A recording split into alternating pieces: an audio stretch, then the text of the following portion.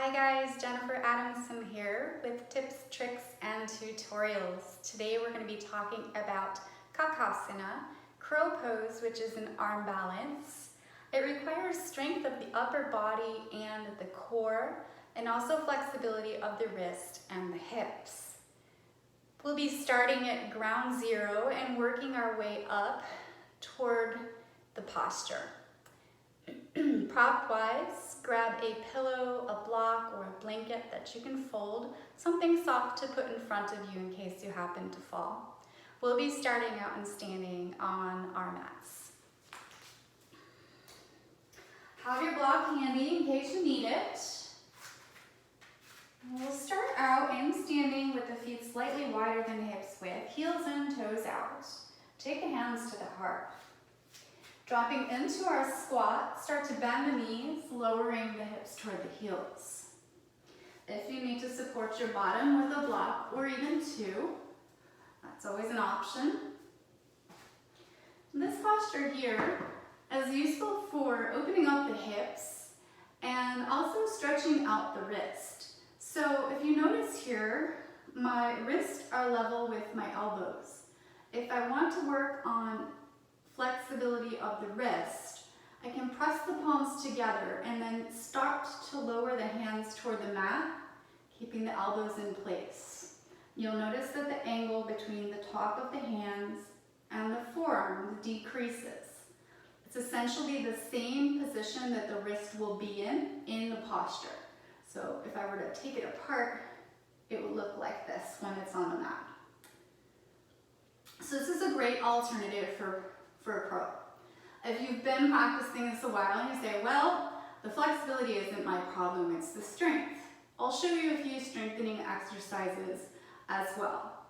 One other thing I'd like to point out in our squat pose, if I come over to the side, it's very important to not round the back and lean forward. We want to lift the chest, push the heart forward, and push the shoulders back. And that's going to be very important in our crow pose. One other thing to mention is we want to keep looking up. The head weighs about 6 to 8 pounds, so if your head is hanging, it's an invitation to fall forward, which is what we're trying not to do. So let's go ahead and start by making our way onto all fours. And this is the first exercise to help strengthen. Wrists under shoulders, knees under hips. As you inhale, extend the right leg back. Flex the foot and leg, rotate the toes inward. On your exhale, right knee to right tricep. Squeeze and hold. Contract the abs. This is what it's going to feel like in crow pose. Inhale, extend. Exhale. Inhale. Exhale. Inhale, extend, and exhale, back to all fours. So you're going to practice this about 8 to 10 times on each side. And then if you want to move up a notch, take it to the next level of intensity, you can come to plank pose. Inhale. Exhale, right knee to right tricep, squeeze and hold. Notice what this looks like. I'm pressing into the palms, pushing the shoulder blades up. Inhale, step it back. Exhale. Inhale. Exhale. And inhale. Again, you'll do this about 8 to 10 times on each side. So when you're finally ready to approach Kakasana, we'll be coming back into a squat pose. So feet slightly wider than hips width, heels and toes out, hands at the heart. And start to bend the knees, dropping the hips down toward the heels. So from here, take your pillow, blanket, or whatever you have handy and place it in front of you. This is to catch you in case you happen to fall forward. As I mentioned, very important to keep looking up, Push the heart forward and pull the shoulders back. Spread the fingertips wide and pressing into the hand. Nice solid foundation on the hands. We call this Hasta Bandha, hand lock. Place the knees high up on the upper arms. Look up, come up onto the toes. Lift the hips. Notice weight still not in the hands. We're going to shift the weight forward into the hands. Lift one leg, and then maybe two. And then come back into squat.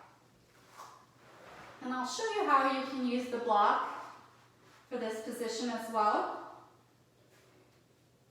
Lift the hips. Shift the weight into the hands. Lift one, maybe two. And then the block here should catch the forehead.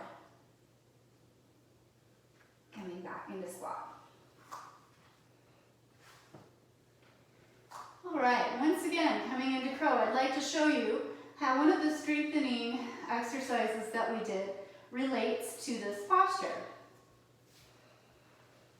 Lift, shift, the right leg, then the left.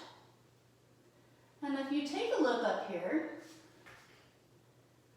this looks just like that strengthening exercise that we were doing. It's basically a half crow. And then come on down. So there's one other posture that I'd like to talk to you about called Bakasana. And it's basically the sister pose of crow. Everything's the same except the arms are straight. So once you've mastered your crow posture, you can try Bakasana. Start out by coming into crow first.